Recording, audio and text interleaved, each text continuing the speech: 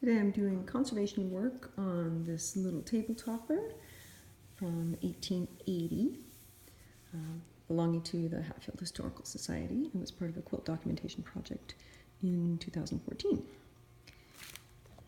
It is English paper piecing, which is very technically exacting. There's little pieces of fabric that have been basted around what looks like it might be horsehair ground fabric. It's definitely a very stiff fabric that gives a lot of body to the pieces. So that would have been used as a form, and then you'd stitch the silk or velvet piece around that with these basting stitches to really control the fabric, because these two fabrics would have a tendency to really slide and distort. And then you would use this little whip stitch to whip stitch the pieces together. And there's a commercially made fringe that has been added all along.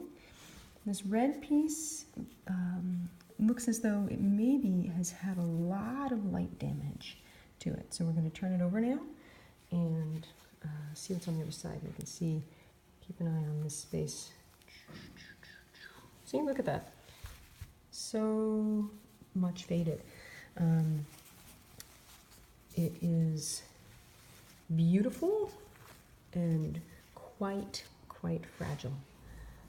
Places that the silk has shattered out entirely, which is what this sort of splintering effect is on all these silk blocks. Silks of this era, 1880s, have a lot of treatments in the metal often that just makes them very fragile. Silks from earlier eras sometimes are better preserved. So tumbling blocks table topper. We could also imagine, was this for a very fancy doll bed cut for 4 posters, but I really think it was a table topper. Got a little bit of decorative edge, very Victorian, and that's what I'm working on today. I'm going to stabilize this loose fringe, attach that back on, and maybe do a little couching on these really the loosest bits so that they don't become lost. And we're not going to